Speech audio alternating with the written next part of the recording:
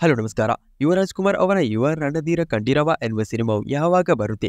ಹಾಗೆಯೇ ದುನಿಯಾ ವಿಜಯ್ ಸಿನಿಮಾದಲ್ಲಿ ರಾಜ್ಬಿ ಶೆಟ್ಟಿ ಮುಂತಾದ ಇಂದಿನ ಹಲವಾರು ಸಿನಿಮಾ ಸುದ್ದಿಗಳನ್ನು ಈ ವಿಡಿಯೋದಲ್ಲಿ ತಿಳಿದುಕೊಳ್ಳುವ. ಹಾಗಾದರೆ ಬನ್ನಿ ಇಂದಿನ ವಿಡಿಯೋವನ್ನು ಶುರು ಮಾಡುವ. ತೆಲುಗು ನಟ ವಿಜಯ್ ದೇವರಕೊಂಡ ಪ್ರಮುಖ ಪಾತ್ರದಲ್ಲಿ ಕಾಣಿಸಿಕೊಂಡು ಇತ್ತೀಚೆಗೆ ಥಿಯೇಟರ್ಗೆ ರಿಲೀಸ್ ಆಗಿದ್ದ ಒಂದು ಚಿತ್ರವಾಗಿತ್ತು ದಿ ಫ್ಯಾಮಿಲಿ ಸ್ಟಾರ್ ಎನ್ನುವ ಸಿನಿಮಾ. ಈ ಸಿನಿಮಾ ಕೂಡ ಥಿಯೇಟರ್ಗಳಲ್ಲಿ ಸೋಲನ್ನು ಕಂಡ ಬಳಿಕ ಇದೀಗ OTT ರಿಲೀಸ್ ಕೂಡ ನಡೆಸ್ತಾ ಇದೆ. ಸಿನಿಮಾವು ಇವತ್ತು ರಾತ್ರಿ 12 ಗಂಟೆಗೆ ಅಮೆಜಾನ್ ಪ್ರೈಮ್ ವಿಡಿಯೋ ಎನ್ನುವ OTT ಪ್ಲಾಟ್ಫಾರ್ಮ್ನಲ್ಲಿ ಲಭ್ಯವಾಗಲಿದ್ದು, ತೆಲುಗು ಹಾಗೆ ತಮಿಳು ಭಾಷೆಯಲ್ಲಿ ಮಾತ್ರವೇ ಸಿನಿಮಾದ OTT ರಿಲೀಸ್ ನಡೆಸ್ತಾ ಇದೆ. ಸಿನಿಮಾದ ಕನ್ನಡ ವರ್ಷನ್ ಮುಂದಿನ ವಾರ ರಿಲೀಸ್ ಆಗುವ ಚಾನ್ಸಸ್ ಕೂಡ ಇದೆ. ಸಿನಿಮಾದಲ್ಲಿ ಮೃಣಾಲ್ ಠಾಕೂರ್ ನಾಯಕಿ ನಟಿಯಾಗಿ ಕೂಡ ನಟಿಸಿದ್ರು. ಹೊಸದಾಗಿ ಸ್ಯಾಂಡಲ್ವುಡ್ನಿಂದ ಬರ್ತಾ ಇರುವ ಚಿತ್ರವಾಗಿದೆ ಫಾದರ್ ಎನ್ನುವ ಸಿನಿಮಾ. ಈ ಸಿನಿಮಾವನ್ನು ಆರ್ ಚಂದ್ರು ಅವರ ನಿರ್ಮಾಣ ಸಂಸ್ಥೆಯು ಸೇರಿಕೊಂಡು ಇದೀಗ ತಯಾರು ಮಾಡ್ತಾ ಇದ್ದು, ಸಿನಿಮಾದಲ್ಲಿ ಪ್ರಮುಖ ಪಾತ್ರದಲ್ಲಿ ಡಾರ್ಲಿಂಗ್ ಕೃಷ್ಣ ಹಾಗೆ ಪ್ರಕಾಶ್ ರಾಜ್ ಕಾಣಿಸಿಕೊಳ್ತಾ ಇದ್ದಾರೆ.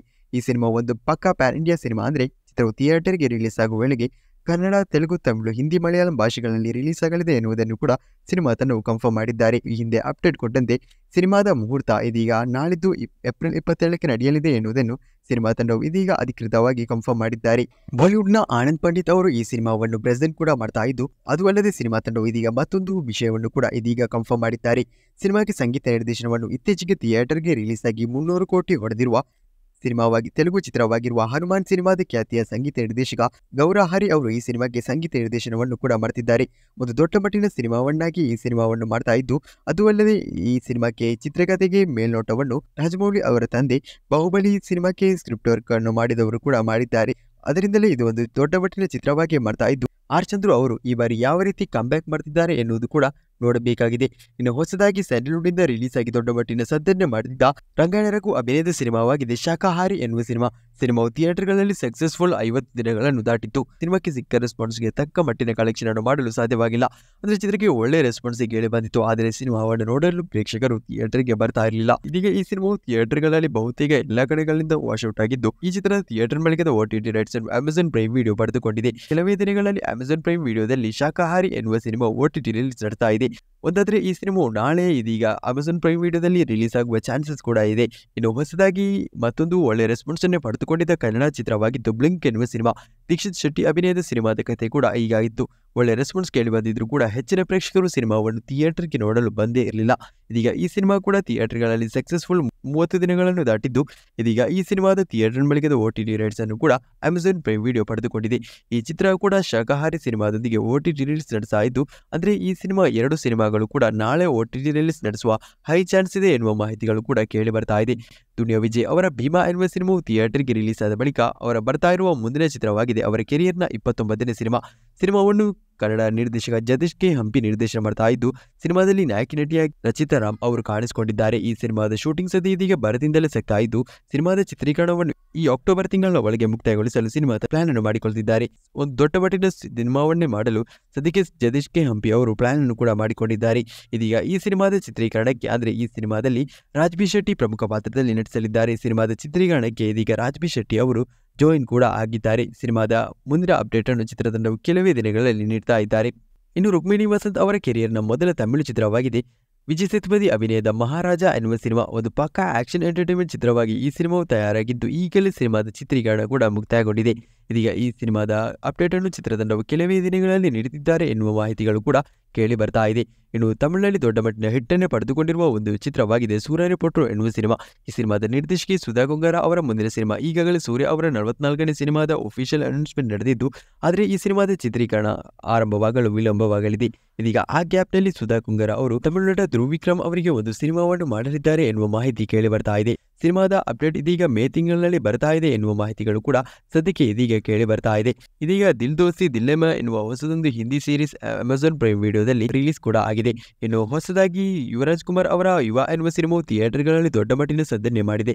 ಅವರ 2ನೇ ಸಿನಿಮಾದ ಘೋಷಣೆ ಇದುವರೆಗೂ ನಡೆಸಿಲ್ಲ. ಈ ಮೇ ತಿಂಗಳಲ್ಲಿ 2ನೇ ಸಿನಿಮಾದ ಅಪ್ಡೇಟ್ ಬರುವ ಚಾನ್ಸಸ್ ಕೂಡ ಇದೆ. ಇನ್ನು ಯುವ ಎನ್ನುವ ಸಿನಿಮಾವು ಬರುವುದಕ್ಕಿಂತ ಮೊದಲು ಅಂದ್ರೆ ಯುವರಾಜ್ ಕುಮಾರ್ ಅವರ ಕೆರಿಯರ್ನ ಮೊದಲ ಸಿನಿಮಾ ಯುವ ರಣಧೀರ ಕಂಠೀರವ ಎನ್ನುವ ಸಿನಿಮಾ ಆಗಬೇಕಿತ್ತು. ಸಿನಿಮಾದ ಟೀಸರ್ ಚಿತ್ರೀಕರಣ ಕೂಡ ಆಗಿತ್ತು, ಆದರೆ ಇನ್ನೇನು ಸಿನಿಮಾವು ಟೇಕ್ ಆಫ್ ಆಗಲು ಬಾಕಿ ಇತ್ತು.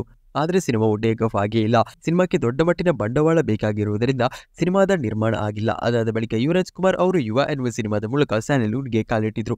ಇದೀಗ ಯುವ ರಣಧೀರ ಕಂಠೀರವ ಎನ್ನುವ ಸಿನಿಮಾದ ಬಗ್ಗೆ ಮತ್ತೆ ಚರ್ಚೆ ಆಗ್ತಾ ಇದ್ದು, ಇದೀಗ ಈ ಸಿನಿಮಾದ ಕಥೆ ಚಿತ್ರಕಥೆಯನ್ನು ಬರೆದಿರುವ ಭಗೀರಥ ಅವರು ಈ ಸಿನಿಮಾದ ಕುರಿತು ಮಾತನಾಡಿದ್ದು, ಈ ಸಿನಿಮಾವು ಸದ್ಯಕ್ಕಂತೂ ಬರ್ತಾ ಇಲ್ಲ ಎನ್ನುವುದನ್ನು ಅವರೇ ಕನ್ಫರ್ಮ್ ಮಾಡಿದ್ದಾರೆ. ಯಾಕಂದ್ರೆ ಈ ಸಿನಿಮಾಕ್ಕೆ ದೊಡ್ಡ ಬಂಡವಾಳ ಬೇಕಾಗಿರುವುದರಿಂದ ಸದ್ಯಕ್ಕಂತೂ ಈ ಚಿತ್ರವು ಬರ್ತಾ ಇಲ್ಲ. ನಿರ್ಮಾಣ ಸಂಸ್ಥೆ ಯಾವುದು ಕೂಡ ಮುಂದೆ ಬರ್ತಾ ಇಲ್ಲ. ಆದ್ದರಿಂದಲೇ ಇದೀಗ ಯುವ ರಣಧೀರ ಕಂಠೀರವ ಎನ್ನುವ ಸಿನಿಮಾಕ್ಕೆ ಮಾಡಿರುವ ಕಥೆಯನ್ನು ಒಂದು ಪುಸ್ತಕದ ರೂಪದಲ್ಲಿ ನವೆಂಬರ್ನಲ್ಲಿ ರಿಲೀಸ್ ಮಾಡುವುದಾಗಿ ಇದೀಗ ಭಗೀರಥ ಅವರು ಕನ್ಫರ್ಮ್ ಮಾಡಿದ್ದಾರೆ. ಆದ್ದರಿಂದಲೇ ಯುವ ರಣಧೀರ ಕಂಠೀರವ ಎನ್ನುವ ಸಿನಿಮಾವು ಸದ್ಯಕ್ಕಂತೂ ಎಕ್ಸ್ಪೆಕ್ಟ್ ಮಾಡುವಂತಿಲ್ಲ. ಅದು ಅಲ್ಲದೆ ಯುವರಾಜ್ ಕುಮಾರ್ ಅವರ ಎರಡನೇ ಸಿನಿಮಾ ಯಾವುದು ಎನ್ನುವುದು ಇದುವರೆಗೂ ಕನ್ಫರ್ಮ್ ಆಗಿಲ್ಲ. ಈ ಸಿನಿಮಾವನ್ನು PRK ಪ್ರೊಡಕ್ಷನ್ ಅವರು ನಿರ್ಮಾಣ ಮಾಡುವುದಂತೂ ಕನ್ಫರ್ಮ್ ಆಗಿದೆ. ಹೊಸದಾಗಿ ತೆಲುಗು ಸಿನಿಮಾ ರಂಗದಲ್ಲಿ ದೊಡ್ಡ ಮಟ್ಟಿನ ಸದ್ದನ್ನೇ ಮಾಡಿರುವ ಒಂದು ಚಿತ್ರವಾಗಿದೆ ಟಿಲ್ಲು ಸ್ಕ್ವೇರ್ ಎನ್ನುವ ಸಿನಿಮಾ. ಯೂತ್ ಎಂಟರ್ಟೈನ್ಮೆಂಟ್ ಚಿತ್ರವು ಥಿಯೇಟರ್ಗಳಲ್ಲಿ 100 ಕೋಟಿ ಪ್ಲಸ್ ಕಲೆಕ್ಷನ್ ಅನ್ನು ಮಾಡಿಕೊಂಡಿದೆ. ಇದೀಗ ಇವತ್ತು ರಾತ್ರಿ 12 ಗಂಟೆಗೆ ನೆಟ್ಫ್ಲಿಕ್ಸ್ ಎನ್ನುವ OTT ಪ್ಲಾಟ್ಫಾರ್ಮ್ನಲ್ಲಿ OTT ರಿಲೀಸ್ ಕೂಡ ನಡೆಸ್ತಾ ಇದೆ. ತಮಿಳುನಾಡ ಕಮಲ್ ಹಾಸನ್ ಅವರ ಹೊಸದಾಗಿ ಥಿಯೇಟರ್ಗೆ ರಿಲೀಸ್ ಆಗ್ತಾ ಇರುವ ಚಿತ್ರವಾಗಿದೆ ಇಂಡಿಯನ್ ಸಿನಿಮಾದ ಎರಡನೇ ಭಾಗ. ಈ ಜೂನ್ 13-12ಕ್ಕೆ ಚಿತ್ರವು ಥಿಯೇಟರ್ಗೆ ರಿಲೀಸ್ ಆಗಲಿದೆ. ಸಿನಿಮಾವು ದೊಡ್ಡ ಮಟ್ಟಿನ ರಿಲೀಸ್ಗೆ ಇದೀಗ ಪ್ಲಾನ್ ಅನ್ನು ಮಾಡಿಕೊಳ್ತಾ ಇದ್ದು, ಚಿತ್ರವು ಥಿಯೇಟರ್ಗೆ ರಿಲೀಸ್ ಆಗುವುದಕ್ಕಿಂತ ಮೊದಲು ಸಿನಿಮಾ ತಂಡವು ಸಿನಿಮಾದ ಮೊದಲ ಭಾಗದ ರಿಲೀಸ್ ಕೂಡ ಮಾಡ್ತಿದ್ದಾರೆ. ಸಿನಿಮಾಕ್ಕೆ ಸಂಗೀತ ನಿರ್ದೇಶನವನ್ನು ಅನಿರುದ್ಧ ರವಿಚಂದ್ರ ಅವರು ಮಾಡಿದ್ದು, ಸಿನಿಮಾದ ಮೊದಲ ಹಾಡನ್ನು ಇದೀಗ ಚಿತ್ರತಂಡ ಕೆಲವೇ ದಿನಗಳಲ್ಲಿ ರಿಲೀಸ್ ಮಾಡ್ತಿದ್ದಾರೆ ಎನ್ನುವ ಮಾಹಿತಿ ಕೇಳಿಬಂದಿದೆ. ಸಿನಿಮಾದ ಒಫಿಷಿಯಲ್ ಟ್ರೈಲರ್ ಕೂಡ ಇನ್ನು ಬರಲು ಬಾಕಿ ಇದ್ದು, ಇನ್ನೇನು ಕೆಲವೇ ದಿನಗಳು ಚಿತ್ರವು ಥಿಯೇಟರ್ಗೆ ರಿಲೀಸ್ ಆಗಲು ಬಾಕಿ ಇದೆ. ಈ ಸಿನಿಮಾದ ಎರಡನೇ ಭಾಗ ಆದ ಬಳಿಕ ಸಿನಿಮಾಕ್ಕೆ ಮೂರನೇ ಭಾಗ ಕೂಡ ಬರಲಿದ್ದು, ಸಿನಿಮಾದ ಮೂರನೇ ಭಾಗದ ಒಫಿಷಿಯಲ್ ರಿಲೀಸ್ ಡೇಟ್ ಅನ್ನು ಸಿನಿಮಾದ ಎರಡನೇ ಭಾಗದ ಕ್ಲೈಮ್ಯಾಕ್ಸ್ ನಲ್ಲಿ ಸಿನಿಮಾ ತಂಡವು ಹಂಚಿಕೊಳ್ಳಲಿದ್ದಾರೆ ಎನ್ನುವ ಮಾಹಿತಿ ಕೂಡ ಸದ್ಯಕ್ಕೆ ಇದೀಗ ಕೇಳಿ ಬರ್ತಾ ಇದೆ. ರವಿಚಂದ್ರನ್ ಅವರ ಹೊಸದಾಗಿ ಬರ್ತಾ ಇರುವ ಚಿತ್ರವಾಗಿದೆ ಪ್ರೇಮಲೋಕ ಸಿನಿಮಾದ ಎರಡನೇ ಭಾಗ. ಈ ಸಿನಿಮಾವನ್ನು ಅವರೇ ನಿರ್ದೇಶನ ಮಾಡ್ತಾ ಇದ್ದು, ಈ ಸಿನಿಮಾದ ಮೂಲಕ ಒಂದು ದೊಡ್ಡ ಮಟ್ಟಿನ ಕ್ಯಾಂಬ್ಯಾಕ್ ಅನ್ನು ಮಾಡಲು ಸದ್ಯಕ್ಕೆ ರವಿಚಂದ್ರನ್ ಅವರು ಪ್ಲಾನ್ ಅನ್ನು ಮಾಡಿಕೊಂಡಿದ್ದಾರೆ. ಈ ಸಿನಿಮಾವನ್ನು ಮೊದಲಿಗೆ ಒಂದು ಪ್ಯಾನ್ ಇಂಡಿಯಾ ಸಿನಿಮಾವಾಗಿ ಮಾಡುವುದಾಗಿ ಕೂಡ ರವಿಚಂದ್ರನ್ ಅವರು ತಿಳಿಸಿದ್ದು, ಅವರ ಪುತ್ರರು ಈ ಸಿನಿಮಾದಲ್ಲಿ ಪ್ರಮುಖ ಪಾತ್ರದಲ್ಲಿ ನಟಿಸಲಿದ್ದಾರೆ. ಸಿನಿಮಾದ ಶೂಟಿಂಗ್ ಇದೀಗ ಕೆಲವೇ ದಿನಗಳಲ್ಲಿ ಆರಂಭಗೊಳ್ತಾ ಇದ್ದು, ಅವರು ಹೇಳಿದಂತೆ ಈ ಬರುವ ಮೇ ತಿಂಗಳ ಕೊನೆಯಲ್ಲಿ ಅಂದರೆ ಮೇ 30ಕ್ಕೆ ಸಿನಿಮಾದ ಹೊಸದೊಂದು ಅಪ್ಡೇಟ್ ಬರ್ತಾ ಇದೆ. ಸಿನಿಮಾದ ಟೀಸರ್ ಅಥವಾ ಸಿನಿಮಾದ ಪೋಸ್ಟರ್ ಅನ್ನು ಸಿನಿಮಾ ತಂಡವು ಇದೀಗ ಮೇ 30ಕ್ಕೆ ರಿಲೀಸ್ ಮಾಡಲು ಪ್ಲಾನ್ ಅನ್ನು ಮಾಡಿಕೊಂಡಿದ್ದಾರೆ ಎನ್ನುವ ಮಾಹಿತಿ ಇದೀಗ ಕೇಳಿ ಬರ್ತಾ ಇದೆ. ಇನ್ನು ಶಿವಣ್ಣನವರ ಹೊಸದಾಗಿ ಬರ್ತಾ ಇರುವ ಒಂದು ಸಿನಿಮಾವಾಗಿದೆ, ನಿರೀಕ್ಷೆ ಇರುವ ಚಿತ್ರವಾಗಿದೆ 45 ಎನ್ನುವ ಸಿನಿಮಾ. ಸಿನಿಮಾದಲ್ಲಿ ಪ್ರಮುಖ ಪಾತ್ರದಲ್ಲಿ ರಾಜ್ಬೀರ್ ಶೆಟ್ಟಿ, ಉಪೇಂದ್ರ ಕೂಡ ಕಾಣಿಸಿಕೊಳ್ತಾ ಇದ್ದು, ಈ ಚಿತ್ರ ಕೂಡ ಒಂದು ಪಕ್ಕಾ ಪ್ಯಾನ್ ಇಂಡಿಯಾ ಚಿತ್ರವಾಗಿದೆ. ಈ ಸಿನಿಮಾವು ಸಂಗೀತ ನಿರ್ದೇಶಕ ಅರ್ಜುನ್ ಜನ್ಯ ಅವರು ನಿರ್ದೇಶನ ಮಾಡ್ತಾ ಇರುವ ಮೊದಲ ಸಿನಿಮಾ ಕೂಡ ಆಗಿದೆ. ದೊಡ್ಡ ಮಟ್ಟಿನ ಚಿತ್ರವಾಗಿ ಸದ್ಯಕ್ಕಂತೂ ಈ ಚಿತ್ರವು ತಯಾರಾಗ್ತಾ ಇದ್ದು, ಈ ಸಿನಿಮಾದ ಅಪ್ಡೇಟ್ ಅನ್ನು ಕೂಡ ಸಿನಿಮಾ ತಂಡವು ಇದೀಗ ಈ ಮೇ ತಿಂಗಳಲ್ಲಿ ರಿಲೀಸ್ ಮಾಡ್ತಿದ್ದಾರೆ. ಈ ಸಿನಿಮಾದ ಹೆಚ್ಚಿನ ಭಾಗದ ಶೂಟಿಂಗ್ ಕೂಡ ಮುಕ್ತಾಯಗೊಂಡಿದ್ದು, 50% ಸಿನಿಮಾದ ಶೂಟಿಂಗ್ ಕೂಡ ಮುಕ್ತಾಯಗೊಂಡಿದೆ. ಈ ವರ್ಷದ ಕೊನೆಯಲ್ಲಿ ಸಿನಿಮಾವು ಬಹುತೇಕ ಥಿಯೇಟರ್ಗೆ ರಿಲೀಸ್ ಆಗುವ ಚಾನ್ಸಸ್ಗಳಿವೆ ಎನ್ನುವ ಮಾಹಿತಿಗಳು ಕೂಡ ಕೇಳಿಬಂದಿದೆ. ತಮಿಳುನಾಡ ವಿಶಾಲ್ ಅವರ ಹೊಸದಾಗಿ ರತ್ನಂ ಎನ್ನುವ ಸಿನಿಮಾವು ನಾಳೆ ಥಿಯೇಟರ್ಗೆ ರಿಲೀಸ್ ಆಗ್ತಾ ಇದೆ. ಸಿನಿಮಾವನ್ನು ಹರಿ ಎನ್ನುವ ನಿರ್ದೇಶನ ಮಾಡಿದ್ದು, ಸಿನಿಮಾವು ದೊಡ್ಡ ಮಟ್ಟಿನ ಸದ್ದನ್ನು ಮಾಡಲು ಸದ್ಯಕ್ಕಂತೂ ಸಾಧ್ಯವಾಗಿಲ್ಲ. ಇನ್ನು ಶಾಹಿದ್ ಕಪೂರ್ ಪ್ರಮುಖ ಪಾತ್ರದಲ್ಲಿ ಕಾಣಿಸಿಕೊಂಡು ನಮ್ಮ ಸ್ಯಾಂಡಲ್ವುಡ್ನ ನಿರ್ದೇಶಕ ಅವಳೇ ಶ್ರೀಮಾನ್ಯರನಿ ಖ್ಯಾತಿಯ ಸಚಿನ್ ರವಿ ಅವರ ಅಶ್ವತ್ಥಾಮ ಎನ್ನುವ ಸಿನಿಮಾದ ಚಿತ್ರೀಕರಣ ಇದೀಗ ಕೆಲವೇ ದಿನಗಳಲ್ಲಿ ಆರಂಭಗೊಳ್ತಾ ಇದ್ದು, ಇದೀಗ ಸದ್ಯಕ್ಕೆ ಕೇಳಿಬರ್ತಾ ಇರುವ ಮಾಹಿತಿ ಪ್ರಕಾರ ಸಿನಿಮಾ ತಂಡದ ಕಡೆಯಿಂದ ಮೇ ತಿಂಗಳಿನಲ್ಲಿ ಸಿನಿಮಾದ ಫಸ್ಟ್ ಲುಕ್ ಪೋಸ್ಟರ್ ಕೂಡ ರಿಲೀಸ್ ಆಗಲಿದೆ. ಈಗಾಗಲೇ ಸಿನಿಮಾದ ಥಿಯೇಟರ್ ಮಟ್ಟದ OTT ರೈಟ್ಸ್ ಅನ್ನು ಅಮೆಜಾನ್ ಪ್ರೈಮ್ ವಿಡಿಯೋ ಒಂದೊಳ್ಳೆಯ ಮೊತ್ತಕ್ಕೆ ಪಡೆದುಕೊಂಡಿದೆ.